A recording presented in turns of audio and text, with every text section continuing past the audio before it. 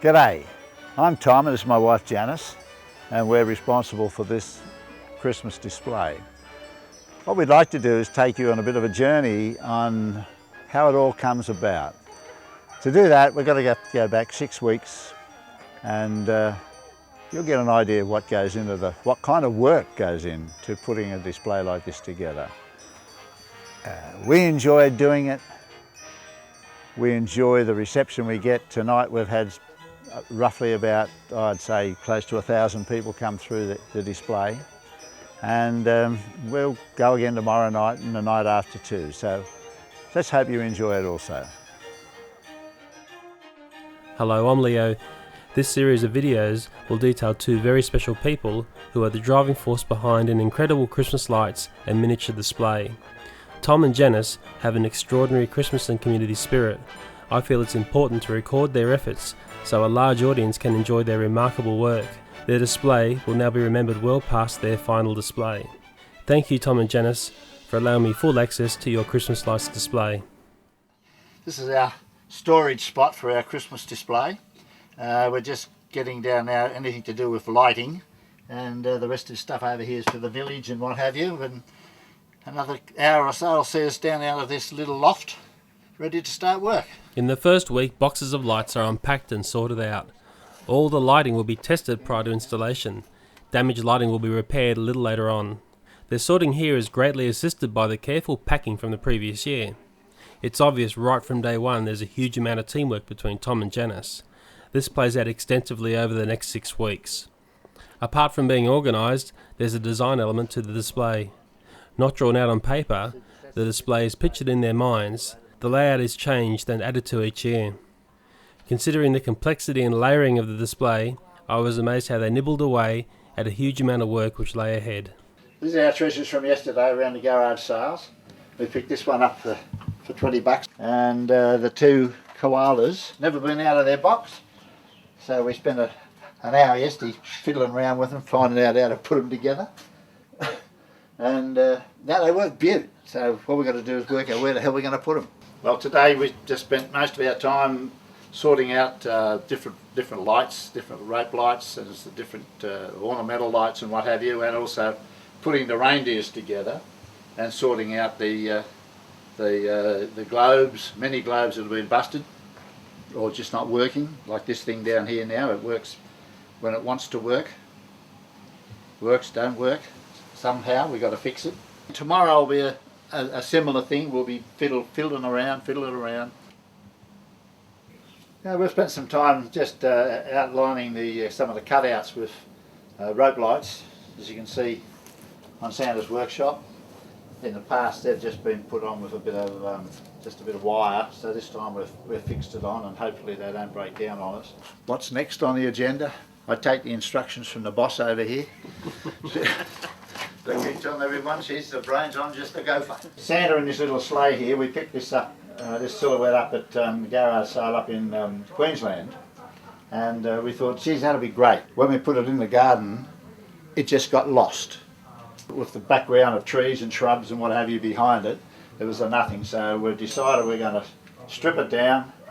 We'll go and buy some LED plain lights, which are a lot stronger, and then we'll rebuild it. It should look good. It should look really good. So we can afford to spend money on it. We didn't pay much for it in the first place. The display is open for public walk-in viewing. Tom has to ensure all electrical work is buried and out of sight from the thousands of walk-in visitors. Christmas in Australia is celebrated in the hot summer months. Tom is hoping there are no major storms or rain periods in the few weeks the display is exposed to the elements. One severe thunderstorm can create hours or days of extra work. For this reason, Tom leaves setting up the large set pieces last. By now, I hope you can see how many items in this display are purchased at garage sales and are recycled using various methods. It became obvious to me that a big look can be done on a tight budget. Janice is always keen to attach lights to just about anything. By doing a custom combo of branches and lights, decorations can be made which have an individual feel, often looking better than the expensive shop items which flood the market. It's time to test and troubleshoot all the lights. This is a huge job which involves days of work, very much dependent on the weather from the previous year. For most people, fixing Christmas lights is a frustrating and difficult process. Imagine for a moment doing it on a huge scale. Surely this is the task which decides the fate of so many who decide to display Christmas lights. Tom and Janice are expert in resolving multiple issues which can plague sets of lights. Yeah, what we're doing now is to just checking the globes before we hang them through the trees, and we get an occasional one that's out. The difficulty then is to trying to find which particular one it is. On the straight ordinary globes, they're in parallel, so you're one out and you'll get about a dozen or more out at one time. On these you might get one out every bloody 10, 15, 20, so it becomes an absolute nightmare.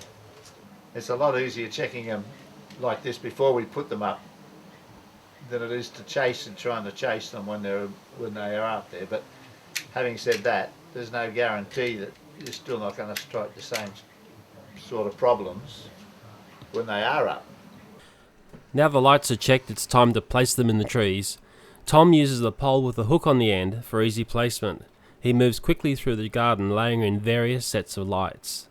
Tom feels having good elevation in the display is essential for the overall look. Each night the display is patched in and tested. Tom knows that achieving a good balance of lights is a key component in their display. The aim is to fill the whole garden without having black spots or bundles of super bright lights. Wall and window displays are also set up. These could be considered as the first layer in the display. While Tom's out the front setting in the garden tree lights, Janice is out the back painting up a barrier which protects the miniature display. There's also many interior window displays to set up. These window displays exhibit an attention to detail which will keep any visitor's eyes busy and showcases an amazing Christmas collection.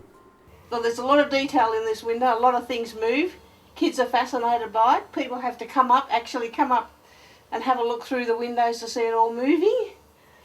We hope they enjoy it, and we hope they're moving when they come to look at it. Nothing's gone wrong. We're in our final week of putting up the display now. They're in the yard. We've still got a few dead spots we've got to cover. The worst part about it is we've got to wait till fairly late at night to put them on, so people don't come around to have a look at everything. But we're slowly covering it.